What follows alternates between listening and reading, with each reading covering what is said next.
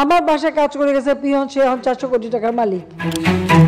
ইতোপূর্বে আমরা দুর্নীতির বরপুত্র সম্পর্কে জানলেও দুর্নীতির বরকন্যাকে এমন প্রশ্ন মাথায় আসলে সবার আগে যে নামটি ভেসে আসবে সেটি হচ্ছে গণ অভ্যুত্থানে পতিত ও পলাতক সাবেক প্রধানমন্ত্রী শেখ হাসিনার নাম। 2008 থেকে 2023 সাল পর্যন্ত শেখ হাসিনার 1.5 দশকের শাসন আমলে ব্যাংক থেকে লুট হয়েছে প্রায় 92,261 কোটি টাকা। এই টাকা কারা লুট করেছে এমন প্রশ্নের উত্তর স্বয়ং সাবেক প্রধানমন্ত্রী ও আওয়ামী লীগের সাধারণ সম্পাদক ওবায়দুল কাদেরের কিছু বক্তব্যের দিকে তাকালেই বোঝা যায়। সাবেক প্রধানমন্ত্রী তার এক সংবাদ সম্মেলনে বলেছিলেন তার বাসার পিয়ন 400 কোটি টাকার মালিক এবং তিনি হেলিকপ্টারে চলাফেরা করেন। আমার বাসায় কাজ করে গেছে পিয়ন, সে এখন 400 কোটি টাকার মালিক। হেলিকপ্টার ছাড়া চলে না। হ্যাঁ, বাস্তব কথা। এবং ওবায়দুল কাদের তাদের দলের বিরাট সংখ্যক কর্মকর্তা, মন্ত্রী ও এমপির বেপরোয়া দুর্নীতি সামলাতে না পেরে তিনি বলতে শুরু করেছিলেন দুর্নীতি হচ্ছে ওয়ে অফ লাইফ।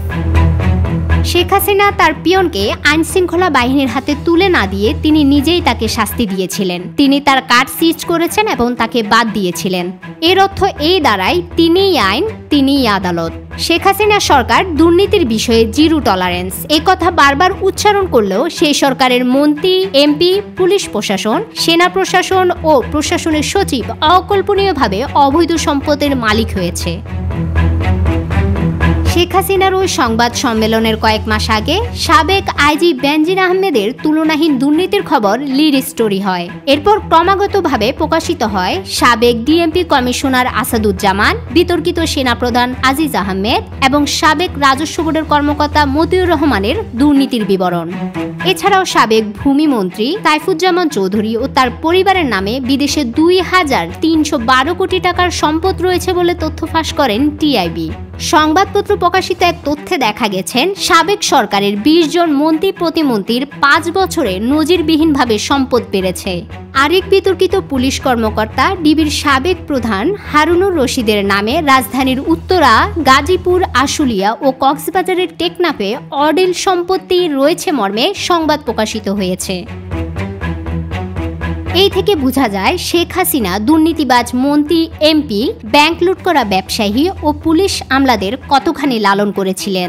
সঙ্গত কারণে প্রশ্ন উঠতে পারে, দুর্নীতি কি শুধু গত 15 বছরে হয়েছে?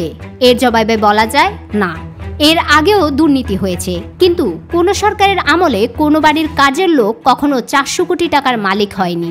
প্রধানমন্ত্রী হিসেবে শেখ হাসিনা অসংখ্য মডেল মসজিদ ও মাদ্রাসা স্থাপন করেছেন, আবার অন্যদিকে দুর্নীতিও লালন করেছেন। শক্তি চট্টোপাধ্যায়ের একটি কবিতা আছে, ধর্মেও আছি, জিরাপেও আছি। এই কবিতার নাম মনে রেখে বলা যায় শেখ হাসিনা ধর্মেও আছে, জিরাপেও আছে। এখন দেখার বিষয় হচ্ছে পতিত স্বৈরাচারী সরকারের এসব দুর্নীতিবাজ পালক সন্তানদের বিরুদ্ধে অন্তর্বর্তী সরকার কি ব্যবস্থা নেয়। সমতর টেলিভিশন, ঢাকা।